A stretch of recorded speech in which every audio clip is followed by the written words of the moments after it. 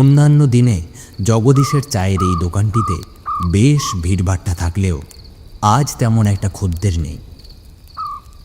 শুধুমাত্র দোকানের সামনের ছাউনির নিচে বসে বিভিন্ন বিষয়ে গল্প করছে নিতাই ও বলাই। যাক, অন্তত তোরা এসেছিস। আমি তো ভাবছিলাম আজ কোনো খদ্দেরই আসবে না। হ্যাঁ, শীতের রাতে চা না খেলে শরীর চাঙ্গা থাকে নাকি রে? তা বটে, কিন্তু আজ নিতাই এত চুপচাপ কেন? চাটাও তো মুখে তুললো না এখনো পর্যন্ত। হাতে ধোয়া ওঠা চায়ের কাপ থাকলেও মুখে আজ যেন কোনো স্বাদ নেই নিতাইয়ের। তার হাত আর মুখ জুড়ে কালো ফোসকা বের হয়েছে বসন্তের মতো। সেই ফোসকার যন্ত্রণায় কুঁকড়ে আছে আজ ছেলেটা। নিতাই কিছু বলার আগেই নিতাইয়ের হাতের দিকে নজর পড়ল জগদীশের। ওরে ও নিতাই, এই তোর মুখে হাতে এসব কি বের হয়েছে? কি সর্বনেশে কাণ্ড রে বাবা! জানি না গো দাদা, আজ দুদিন অবধি এমনটা দেখছি। বেশ জ্বালা বুড়া করছে গো জগদীশ দা। আরে দেখে তো একদমই বসন্তের মতো লাগছে। এগুলো নিয়ে আর বাইরে ঘুরে বেড়াস নে, বুঝলি? যা বাড়ি গিয়ে আরাম কর। ভগবান আছেন, সব ঠিক হয়ে যাবে। ঠিকই বলেছ দাদা, আজ তাহলে উঠি।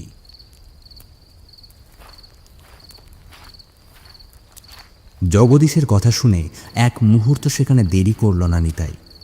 নিতাই ভাবল বাড়ি গিয়ে সে একবার আরাম করবে।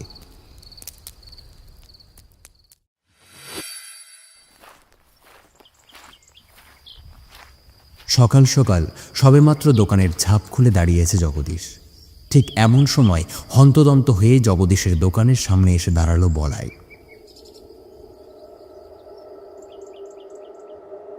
সে কি রে বলাই, এমন হাঁফাচ্ছিস কেন? কি হয়েছে বল দেখিনি। ও জগদীশ দা, সর্বনাশ হয়ে গেল গো, সর্বনাশ। আমাদের নিতাই তো আর নেই গো দাদা। গতকাল রাতে তোমাদের দোকান থেকে বাড়িতে যাওয়ার পর নাকি ভীষণ অসুস্থ হয়ে গেছিল, আর তারপর রাত 3টে নাগাদ ও মারা যায়। বলিস কি রে? হায় ভগবান, এটা কি শোনালে তুমি? নিতাইয়ের মৃত্যু সংবাদ শুনে অন্তরাত্মা কেঁপে উঠল জগদীশের। এই তো এইটুকু একটা ছেলে, কতই বা বয়স, আর এত তাড়াতাড়ি যে তার জীবনলীলা সাঙ্গ হবে সেটা কেই বা জানত।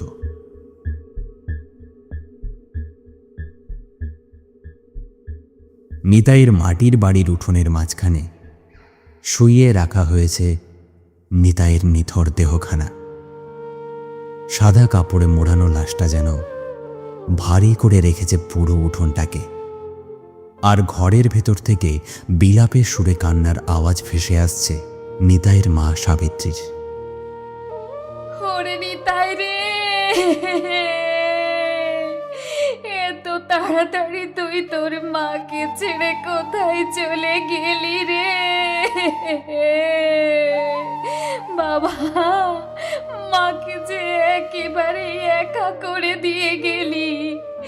এখন এই বাড়িতে তোর মা একা কি করে থাকবে বল?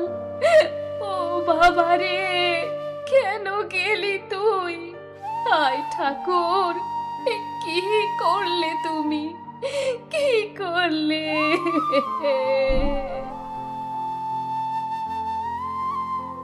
তরতাজা একজন ছেলের এমন আকস্মিক মৃত্যু যেন মেনে নিতে পারছে না কুসুমপুর গ্রামের মোড়ল হরিপদ বাবু। তবু বিধাতার বিধান যে মানতেই হবে। নিতাইয়ের লাশের পাশে দাঁড়িয়ে দাঁড়িয়ে আফসোস করছে জগদীশ আর বলাইও। আহারে, কাল বিকেলেও যে ছেলেটাকে দেখলাম, একসাথে বসে কথা বললাম, আর আজ দেখো কেমন নিথর হয়ে পড়ে আছে। যে যাওয়ার সে তো যাবেই, এসব নিয়ে আর কান্নাকাটি করে কি হবে? তার থেকে জলদি জলদি ছেলেটা সৎকারের ব্যবস্থা করো।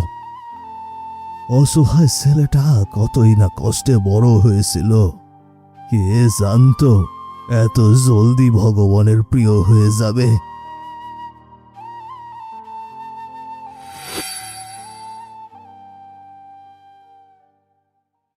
মিতাইয়ের সৎকার শেষ হলো।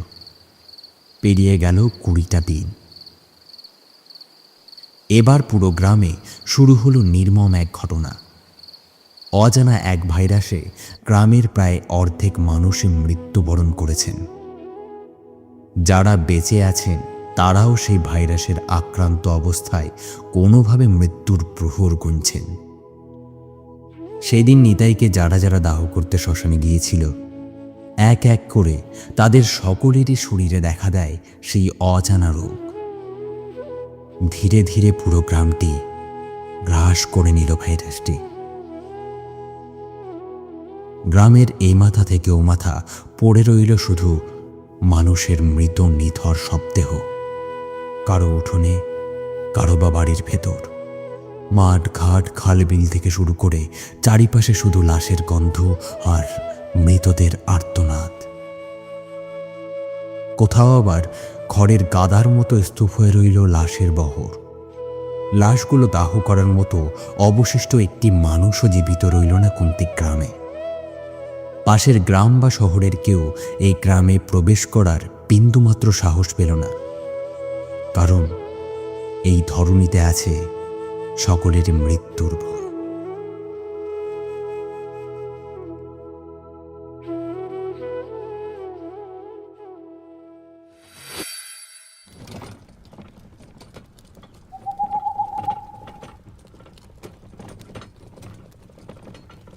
দেখতে দেখতে কেটে গেল 18টি বছর।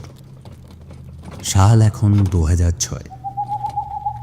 গরুর গাড়ির চাকায় কিচকিচ শব্দ তুলে গরুর গাড়ি চালিয়ে সামনের দিকে এগিয়ে যাচ্ছে রতন, আর পেছনে বসে আছেন 4 বন্ধু, অনন্যা, দীপ্তি, বরুণ আর বর্ণালী।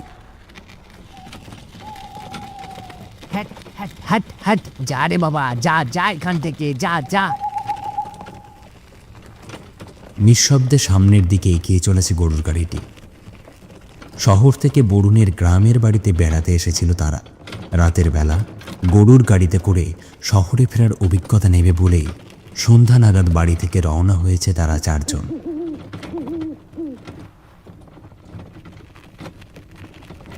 আরে ধুর, ভেবেছিলাম সন্ধেবেলায় গ্রামের রাস্তায় ভ্রমণের একটা বেশ অ্যাস্থেটিক ফিল নেব, সেটা মনে হচ্ছে আর সম্ভব না। কেন, তোর আবার কি হলো?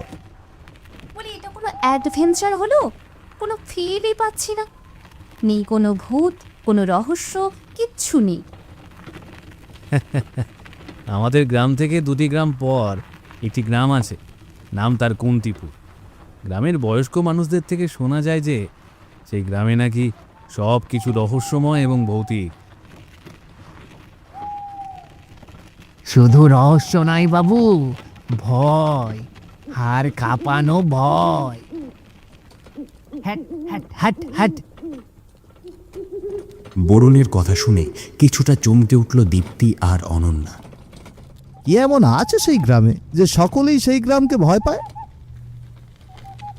শুনেছিলাম বহু বছর আগে এক অজানা রোগ গ্রাস করেছিল পুরো গ্রামের মানুষদেরকে। সকলেই মারা গিয়েছিল, কেউ আর বেঁচে নেই।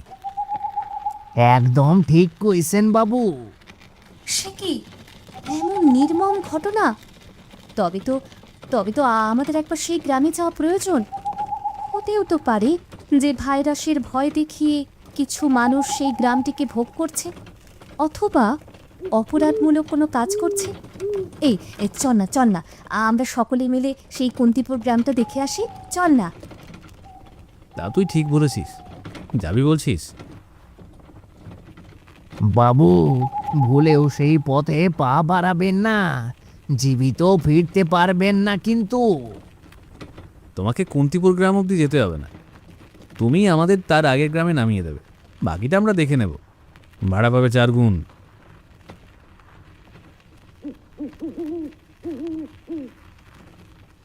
তারা চলল কুন্তিপুর গ্রামের উদ্দেশ্যে, যাকে সকলে বলে মৃত্যুর দুয়ার।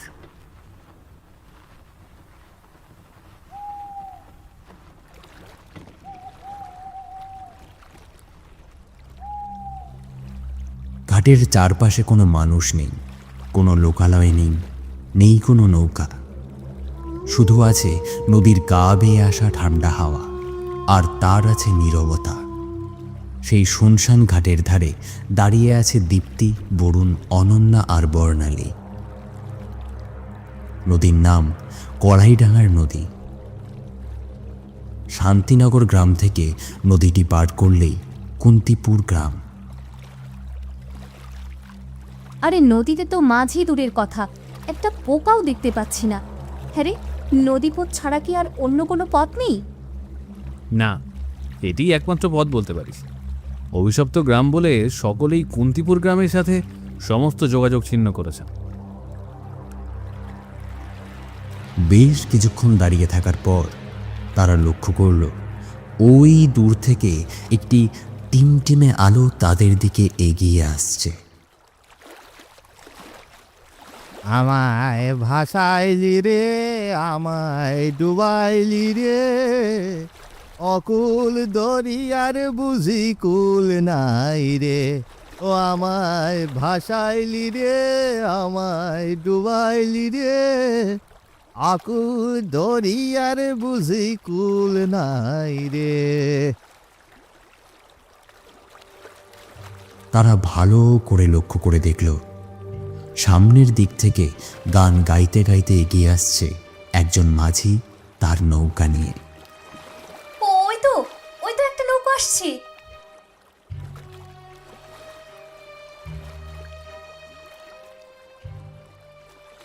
ও বাবুরা, ফিরে যান, জলদি ফিরে যান।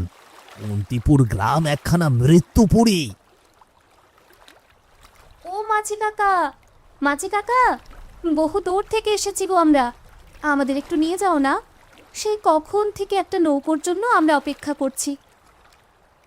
না বাবুরা, আমি ওই গ্রামে যেতে পারুম না। কেন কেন যাবে না? ওই গ্রামে তোমরা সকলে নিশ্চয় অসামাজিক কোনো কর্মকাণ্ড করছো। এর ফল তোমরা ভোগ করবে খুব শীঘ্রই। বাঁচতে চাইলে আমাদের কুন্তিপুর নিয়ে চলো, নইলে খবর আছে। কি আর খবর করবেন বাবুরা, খবর তো বহুকাল আগেই হইয়া গেছে। চলো না গো কাকু, প্রয়োজনে আমরা তোমাকে দ্বিগুণ পয়সা দেব। তোমার পায়ে ধরি, আমাদের ফিরিয়ে দিও না। সবার অনুরোধ কিছুতেই ফেলতে পারল না হারান মাঝি। যেতে না চাইলেও বাধ্য হয়েই রাজি হলেন তিনি। তাইলে উঠে পড়ুন, আর সময় নষ্ট করবেন না।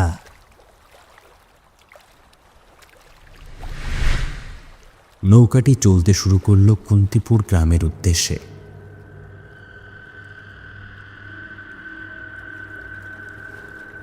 আচ্ছা মাঝি কাকা, এই ঘাটে কি তেমন একটা নৌকা চলাচল করে না? রাত অনেকটা গড়িয়েছে। নদীর বুক চিরে ধীরে ধীরে এগিয়ে যাচ্ছে হারানের নৌকা। এমন দৃশ্য আমি আগে কখনো উপলব্ধি করতে পারিনি। অসাধারণ একটি অভিজ্ঞতা, অসাধারণ পরিবেশ। হারে দূর, দারুণ না ছাই। কেমন যেন গাটা শিউরে শিউরে উঠছে বারবার। আমার একটুও ভালো লাগছে না। তারা গল্প করতে করতে বেশ অনেকটা দূর চলে এসেছে, কিন্তু এমন সময় তারা লক্ষ্য করল নদীর ওপরে অসংখ্য পরিমাণে কালো কালো কিছু ভেসে উঠল। ভালো করে লক্ষ্য করে দেখা গেল তার অন্য কিছু নয়, শত শত লাশ নদীর বুকে ভেসে উঠেছে। দেখতে দেখতে পুরো নদী ভরে গেল লাশে। চারপাশে পচা মাংসের গন্ধে বাতাস ভারী হয়ে উঠল।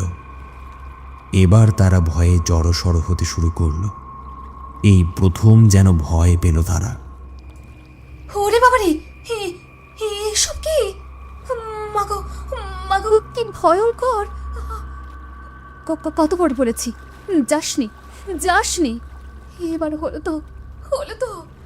রাম রাম রাম রাম রাম রাম রাম রাম রাম রাম রাম রাম রাম। শুনেছিলাম এই গ্রামটি অভিশপ্ত, আজ নিজের চোখে দেখছি। ওরে বাপরে, কি ভয়ঙ্কর! মনে হচ্ছে আমাদের আর সামনের দিকে এগোনো ঠিক হবে না। চারপাশে এত এত লাশের বহর দেখে ভয়ে কাঁপতে শুরু করলো তাদের সকলের শরীর। এমন সময় তারা লক্ষ্য করল হৈ হৈ শব্দ তুলে সামনের দিক থেকে এগিয়ে আসছে 3টি নৌকা।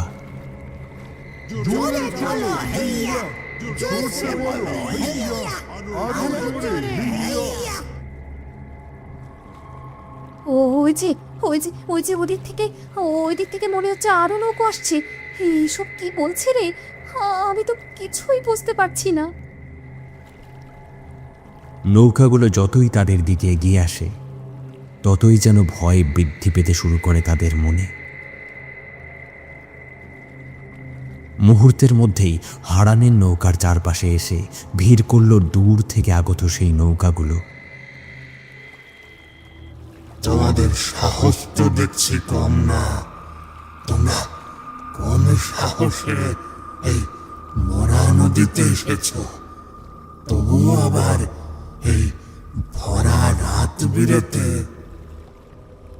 আসলে এই নদী আর গ্রাম সম্পর্কে অনেক কিছু শুনেছি, তাই গ্রামটি দেখতে খুব ইচ্ছে হচ্ছিল। অভিশপ্ত স্থান আর অভিশপ্ত মানুষ দেখার ইচ্ছে তোমাদের, তাই না? কোনো কিছু বুঝে ওঠার আগেই চারপাশের বাতাসটা বদলে গেল হঠাৎ করেই। নদীর উপর নেমে এলো এক অস্বাভাবিক নিস্তব্ধতা। এমন সময় দীপ্তি লক্ষ্য করল নৌকায় বসে থাকা মানুষগুলোর মুখ কেমন বিকৃত হতে লাগলো অদ্ভুতভাবে। মুহূর্তের মধ্যে বিদঘুটে কালো ছায়ায় রূপান্তর হয়ে গেল তারা। এসব কি হচ্ছে? ও মাঝি কাকা, শিগগির করে নৌকো ঘাটে নিয়ে যাও। আমার যে ভীষণ ভয় করছে। আমরা মনে হচ্ছে সেই অভিশপ্ত আত্মাদের খপ্পরে পড়েছি।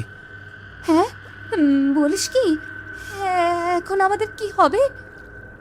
রাম রাম রাম রাম রাম রাম রাম রাম রাম রাম রাম রাম রাম রাম রাম রাম রাম।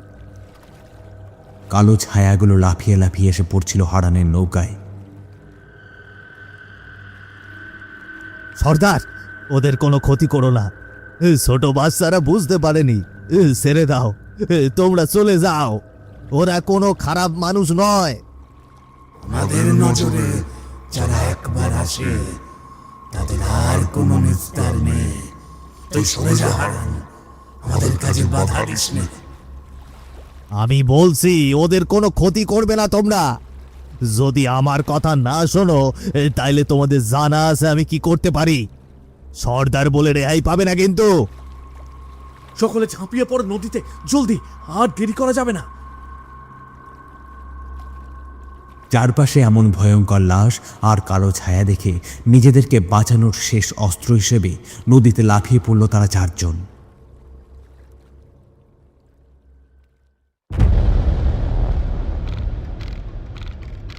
পরদিন সকালে তাদের 4 জনের জ্ঞান ফেরার পর তারা দেখল এক কোঠিবাড়ির বিছানায় শুয়ে আছে তারা। পাশে বসে আছেন মোহনলাল, কেষ্ট এবং হারান মাঝি। তোমাদের কত করে বলেছিলাম ফিরে যাও, শুনলে না আমার কথা? আমি না থাকলে কত বড় বিপদ ঘটেছে তো বলো তো। কিন্তু মাঝি কাকা, তারা আপনাকে ছেড়ে দিল কেন? আর আর আপনি তাদেরকে তাড়িয়ে দিলেনই বা কি করে? এই সবকিছু কেমন যেন অদ্ভুত লাগছে। আমারে কেন ছেড়ে দিল? কারণ আমিও যে মৃত।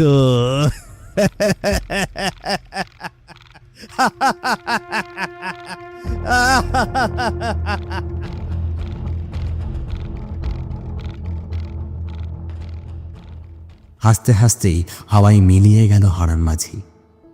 এদিকে তাদের 4 জনকে এসব অদ্ভুত কথা বলতে দেখে বেশ অবাক হয়ে গেল মোহনলাল আর কেষ্ট।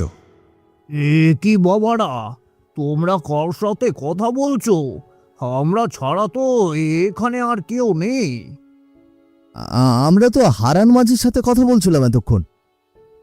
হারান মাঝি? হারান মাঝির নামটা শুনেই কেমন বিচলিত হয়ে গেল মোহনলাল। কেন দাদু, হারান মাঝির নাম শুনে আপনি এমন বিচলিত হয়ে উঠলেন কেন? আপনি কি হারান মাঝিকে চেনেন? হ্যাঁ চিনি, হারান মাঝির নাম অনেক শুনেছি, সে একজন মহৎ মানুষ ছিল। বাকি আত্মাদের মৃত্যু অপঘাতে হলো। হারানের মৃত্যুটা ছিল বেশ স্বাভাবিক, আর তাই তো মৃত্যুর পরও সে অন্যের কল্যাণে নিয়োজিত আছে। কি অদ্ভুত! এই গ্রামে এসে সত্যি আমরা অনেক কিছু জানতে পারলাম। খুব ভালো লাগলো। কিন্তু তোমরা এই গ্রামে আর থেকো না, এক্ষুনি চলে যাও এখান থেকে। আর দেরি করো না, কেমন? মোহনলালের কথা শুনে সেখানে আর এক মুহূর্ত অপেক্ষা করল না তারা চারজন। একটা গরুর গাড়ি নিয়ে গ্রামের রাস্তা দিয়ে শহরের উদ্দেশ্যে বেরিয়ে পড়ল তারা। কারণ দিনের আলো থাকতে থাকতেই গ্রামটি পেরিয়ে যেতে হবে। এই ছিল কুন্তিপুর গ্রামের কাহিনী। তারা আর এক মুহূর্ত সেই গ্রামে না থেকে রওনা হলো তাদের নিজ বাড়ির উদ্দেশ্যে। হ্যালো বন্ধুরা, আশা করছি আজকের ভিডিওটি আপনার ভালো লেগেছে। আমাদের আজকের প্রশ্ন, আজকের গল্পে যে নদীটির কথা বলা হয়েছে সেই নদীটির নাম কি? প্রশ্নের সঠিক উত্তর, আপনার নাম এবং আমাদের ভিডিওটি কোথা থেকে দেখছেন তা কমেন্টে লিখুন। যারা আজকের প্রশ্নের সঠিক উত্তর দিতে পারবেন তাদের মধ্যে থেকে একজনের নাম ভিডিওর শুরুতেই মেনশন করা হবে। আপনি চাইলে আমাদের মেলে আপনার ছবি পাঠাতে পারেন। ছবি সহ আপনার নামটি ভিডিওতে মেনশন করা হবে। প্রিয় বন্ধুরা, আজকের ভিডিওটি ভালো লাগলে অবশ্যই লাইক কমেন্ট করে আমাদের ভিডিওটি আপনার বন্ধুদের সঙ্গে শেয়ার করুন। ধন্যবাদ সকলকে।